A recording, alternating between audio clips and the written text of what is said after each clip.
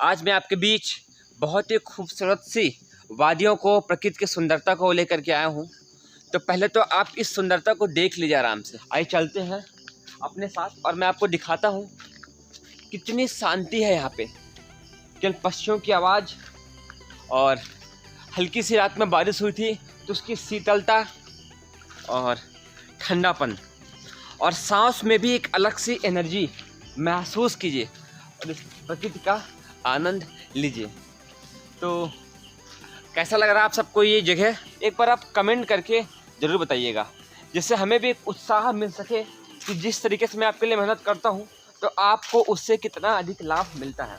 यहाँ पे आज हम बहुत ही शानदार टॉपिक लेकर के आए हैं और आज का टॉपिक है कि हम सुबह 5 कौन से बेहतरीन काम करें। 5 काम सुबह के लिए सबसे ज़रूरी काम। अपना आयुर्वेद, अपना शास्त्र, अपनी भारतीय संस्कृति कौन से 5 कामों को सुबह करने की हमें प्रेरणा देती है, तो सीखेंगे, जानेंगे।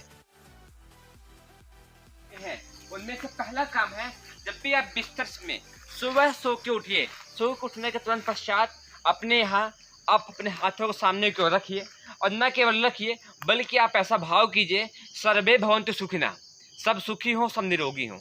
कल आपसे क्या गलती हुई थी वो आज नहीं हो, और अच्छा आप क्या कर सकते हैं वो कीजिए।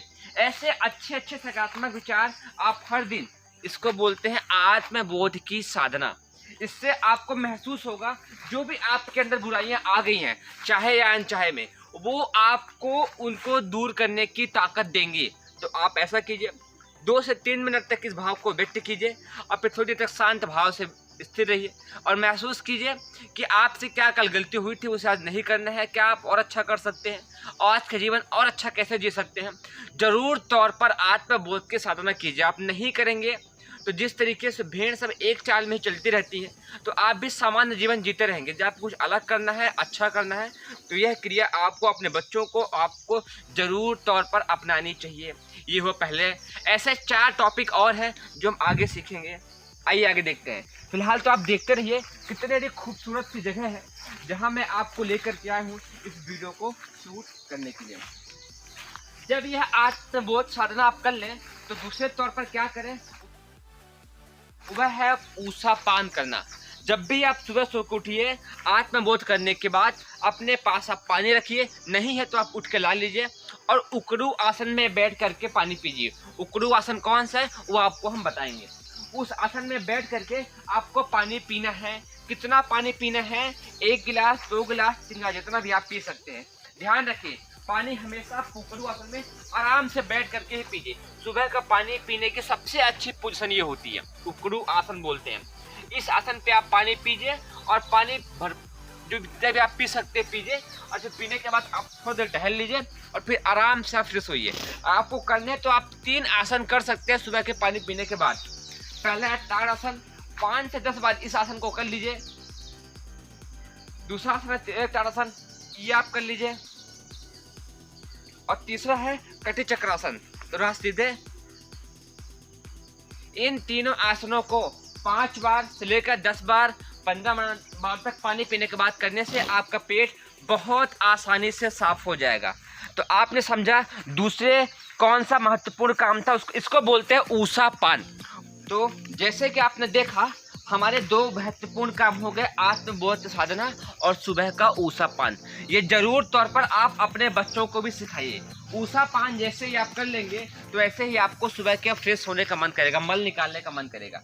तो बिना ही समय गवाए आप तुरंत फ्रेश होने को जाइए और कोशिश कीजिए आप इंडियन टॉयलेट का इस्तेमाल कीजिए, क्योंकि उसमें पूरी अधिक आंतें दबती हैं तो पेट साफ होता है। तो आप पेटों की सफाई कर लीजिए, इंडियन टॉयलेट का इस्तेमाल कीजिए, आराम से बैठिए और फ्रेश होइए। सुबह यदि आप फ्रेश नहीं होंगे तो आपका मन फ्रेश नहीं होगा, इसलिए पूरी कोशिश कीजिए कि सुबह पहला काम आप फ्रेश होने का जरूर कीजिए। इस तरीके से आपने देखे आपके 3 काम हो गए।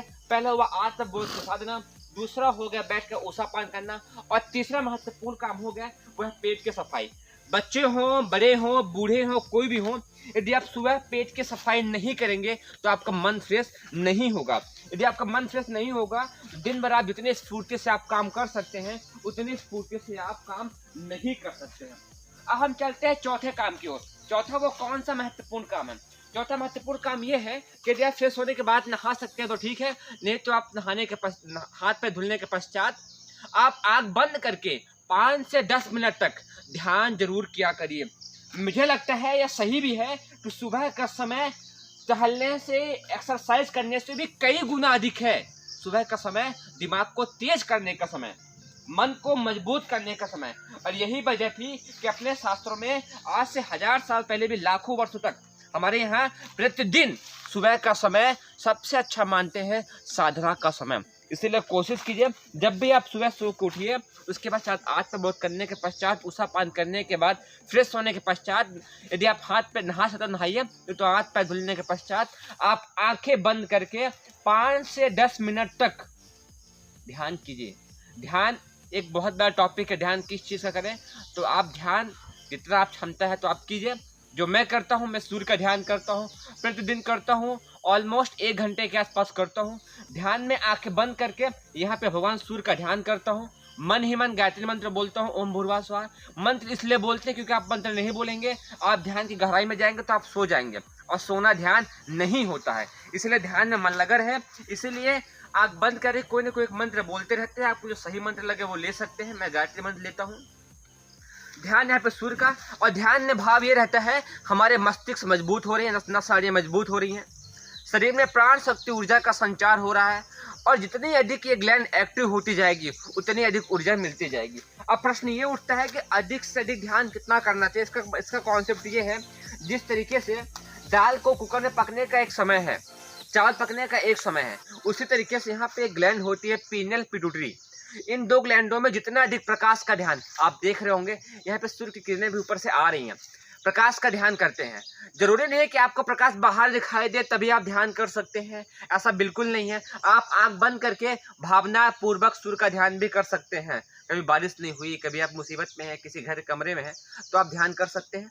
ध्यान करते हुए मस्तिष्क प्रखर ऊर्जामय बन रहा है, ऊर्जामय बन रहा है, ऐसा भाव करते हुए आप ध्यान जरूर तौर पर कीजिए। और अंतिम टॉपिक ये होता है कि ध्यान के पश्चात आप टहलने को जाइए, एक्सरसाइज करने को जाइए, और ध्यान के पहले ही आप टहलने मत चले जाइए, क्योंकि आपके सब एनर्जी निकल जाएगी वहाँ। क्योंकि जब सुबह उठते हैं सो के, तो मन फ्रेश रहता है, शरीर शांत रहता है, तो ध्यान करने में आसानी होती है और मन लगता है। इसीलिए पहले आप ध्यान कीजिए और फिर आप टहलने को जाइए। और टहलने को जाइए, जो अंतिम टॉपिक है टहलना, तो ध्यान कीजिए आप जब टहलने जाते हैं पार्क में, कहीं भी एक्सरसाइज करते हैं, तो आप टहलते हुए लंबी गहरी सांस जरूर लें, क्योंकि यह लंबी गहरी सांस एक प्राणायाम की क्रिया भी हो जाती है, शरीर का व्यायाम भी हो जाता है, और पूरे शरीर को स्फूर्ति भी मिल जाती है। इसे जब भी आप चले, लंबे हाथ पैर लगाते हुए, लंबी गहरी सांस लेते हुए, और साथ में चिंतन मनन भी करते रहिए। चिंतन मनन आप नहीं करेंगे तो आपका टहलना और एकमात्र एक क्रिया हो जाएगी।